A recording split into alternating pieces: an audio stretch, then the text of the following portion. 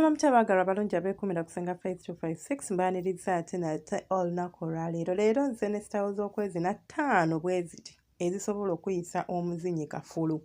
Waliwo styles z'osobola oziniramu omukazi n'agamba waawo ono omusajja yayitako ewa kkojja. Naye oba tewayita wa kkojja oba wayitako wasenga Faith 256. Mbaaniriza ate nate olunaku olwaleero mu vidiyo yaffe oba audio yaffe mwe abakadde mwebale kubanga mwekuumirako ate gwe omupya kusuubiza nti oli mu kifo kituufu. Nja kusaba osubscribinga oba tonasubscribinga ofuuke ekitundu ku famire yaffe. W'osubscribinga buli kavidiyo ketuteekayo oba okafuna mu bwangu like bakakurecommendingira okafuna mu notification box yo, so obeera olina access okusinziira ku yatasubscribinga. So olunaku olwaleero nga bwe mbagambye tugenda kufunira styles z'okwezina 5 ezikyasinze okubeera nga zireetera omukazi okunyumirwa okwezina era n'akutenda obukugu. Style yaffe esooka no tugenda giyita tutya? Muwuzi. Lwaki ngiyita muwuzi? Ngenda kubulira lwaki like mu luzungu tukiyite swimmer oba omuwuzi. Omukyala yeebaka, wali olabyeko omuntu ng'afloatinga ku mazzi bw'abeera? Oba wali olabyeko omuntu ng'agenda kuwuga naye ng'awuga ebeera butterfly ebeera ki? Kubanga okuwuga kulimu styles ez'enjawulo ze tuba tuzina. Sorry, ze tuba tuwuga oba ze babeera bawuga. So kati omukyala yeebaka n'atunula waggulu.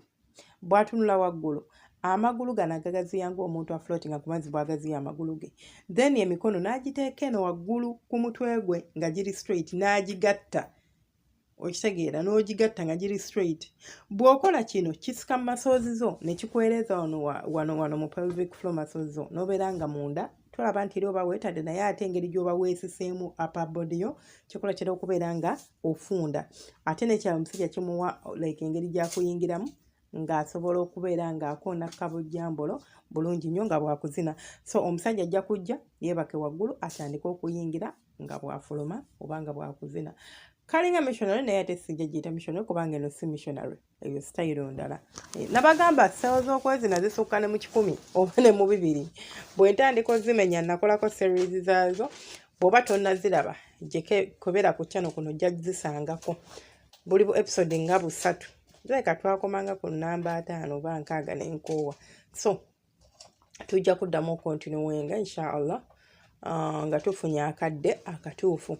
Eyo style munnange gigezeeko ne mukyalawo olabe tomanya alinza okubeera nga abadde akulemye okutuusa ku ntikko nga ye n'amutuusa.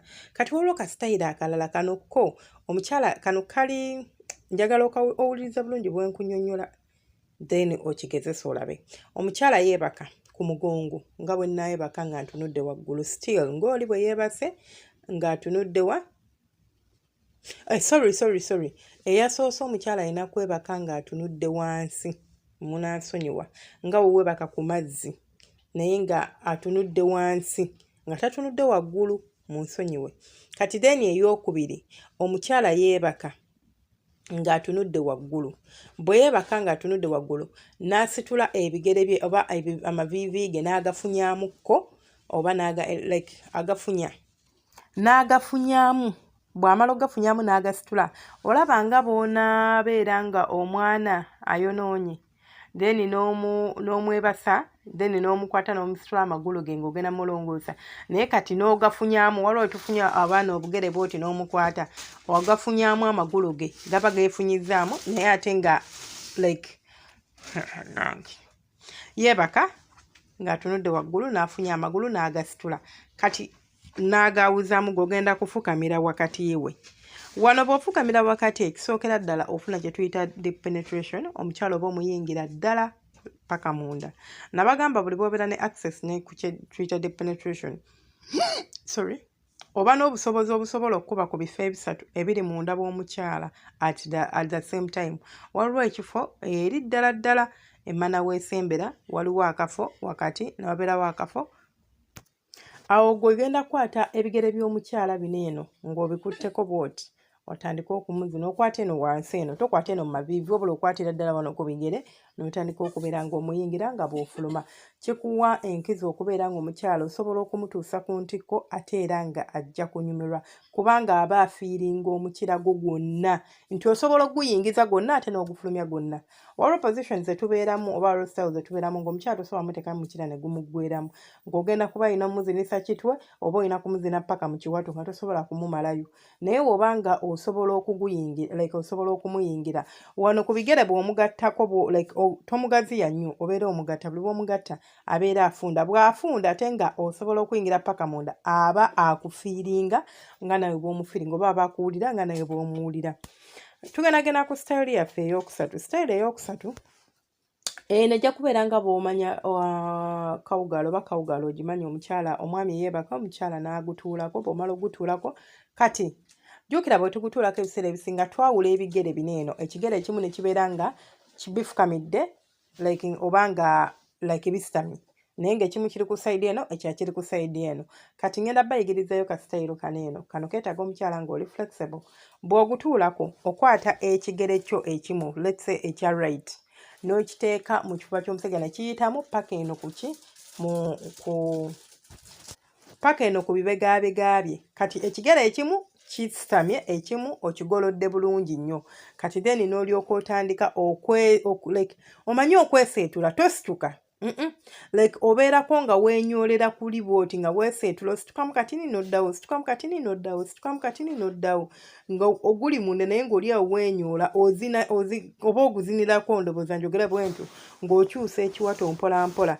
Ekyo kiba kigenda kuwa enkizo okubeera nga onyumirwa. Ekisooka omwami obeera omumazeeyo yenna, kitegeeza ogumaliddeyo munda.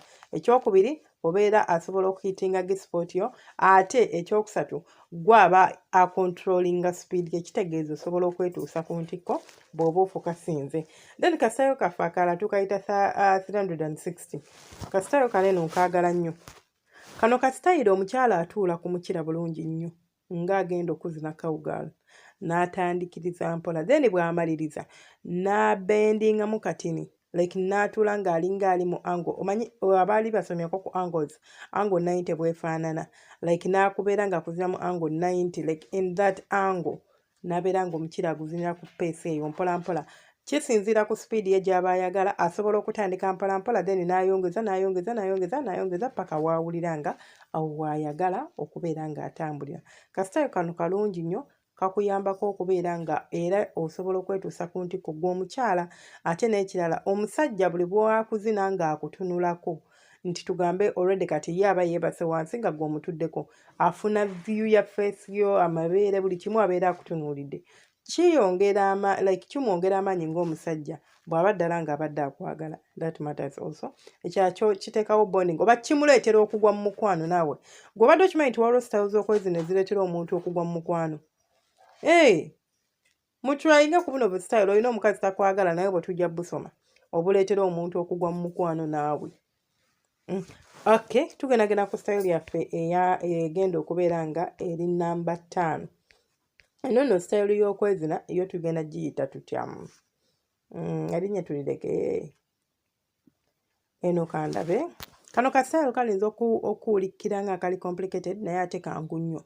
Mutuula nga mwetunuulidde nti omukyala n'omwami, then omukazi n'ajja n'akutuulako nga naye mutudde muli ku buliri oba muli ku buliri anyways oba wansi whatever, n'ajja n'akutuulako n'akwata ebigere bye n'abirwapinga around ekiwato kyo ng'agutuddeko awo we muli. Kati then n'atandika okubeera nga akuzannyiikiriza oba nga asituka nga bw'aguddako ng'agutuddeko naye ng'ebigere abeera abirwapinze. Kati support gy'akozesa, akwata emikono gye n'agiteeka wano mu bibegaabega byo.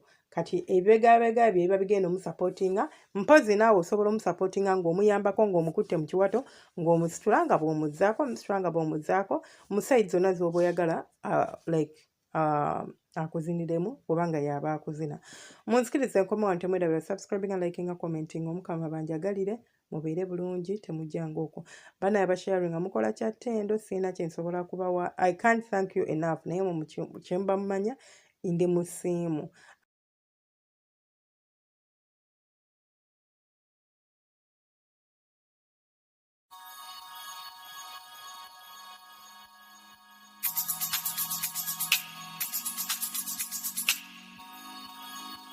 Yeah, yeah.